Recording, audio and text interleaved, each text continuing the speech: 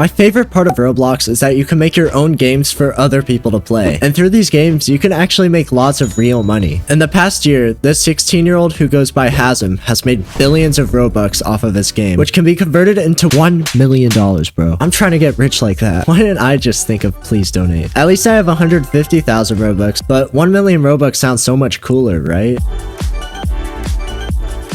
I knew that if I wanted to reach the front page of Roblox, I'd have to increase the quality of my current simulator because this one's kinda trash. If you're interested in making a Roblox game of your own, I highly suggest going to shopthehappy.com to download a bunch of my free assets. We even have a full simulator pack that people have been using to make thousands of Robux as a complete beginner. I'm gonna be using a bunch of the stuff from the website on my own game because I'm that confident that it's the best out there. So in my last video, I started working on a new game which is gonna be based off of my favorite Roblox game called Pet Ranch Simulator. Basically, you own a farm where your pets generate coins each second, and you purchase eggs to get better pets that produce even more coins so that you can unlock better eggs. You get the idea. In today's video, we're going to focus on improving the looks of the game and establishing a consistent style for the pets and map. While we work on the map, our scripter Qubit is going to be working on a new version of the egg system with a lot of new features and improved UI. After taking a few days off from the project, I had a lot of new ideas to make the map look better, so let's get straight into it. I started off by deleting the island model that we created last time because I felt like it looked too messy. I tried this new style instead with just a few parts that have slightly different shades.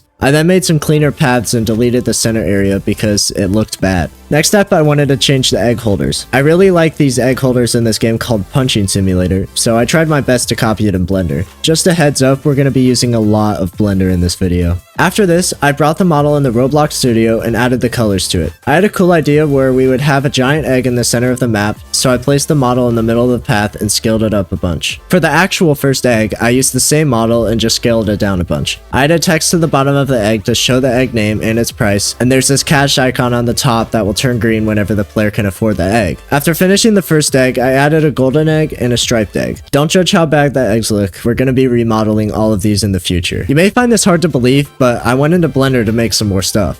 In this visit, I remodeled the island because I still felt like it didn't look high quality. I'm pretty sure this will be the final model for the island since it gives off the clean vibe that I've been trying to go for. For the new island, I wanted to redo the layout and get a better idea of the core components that I actually want featured on the island. I found this merge game with a pretty basic layout, but I can basically copy and paste everything onto our island and it would work perfectly. So first I went ahead and tried to make an exact copy of the upgrade board, and I even gave it pretty similar colors. I then added the UI from the previous upgrade board, and with a bit of modification we have a really ugly layout, but we can worry about that later. I added a cool texture to the back of the upgrade board for a final touch.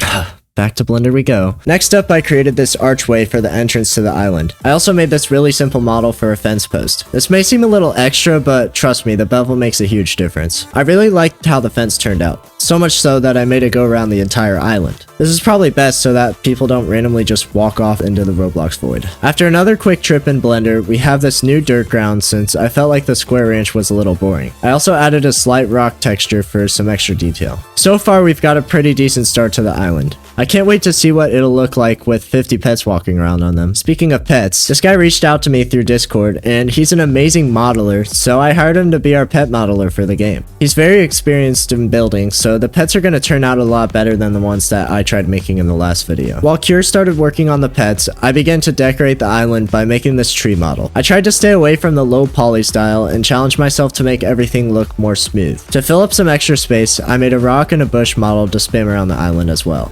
After this, I added another layer of dirt to help with the transition between the ranch and the grass. It also helped to fill up some more of that open space on the island. To add even more variety to the island, I brought in my tree from our asset pack and placed it in with the other trees. I feel like this really did a good job of making the island feel more full and complete. As a final touch, I added some stones to the ground that guide the player to the ranch from the entrance. With the island pretty much complete, I made some models for a bridge that connects the island to the main map. The bridge might be my favorite part of the map so far because it just looks so clean. Now it's time to start working on the main island. First, I created this cool portal frame that took 15 minutes and I placed it in the center of the island. Then I added these paths that will lead to the center from each of the players' islands. Next, I placed a bunch of the models from the first island to fill up all the space that we have. With a basic start to the center island, I copy and pasted the players' islands around it to see how the map would look so far, and I was very happy with the results. We had to make the center island bigger though, so that the player islands didn't collide on the corners. Because we made the island bigger, there was a lot more open space, so I knew we would need more models so it didn't feel so repetitive. I spent 20 minutes making a picnic table in Blender.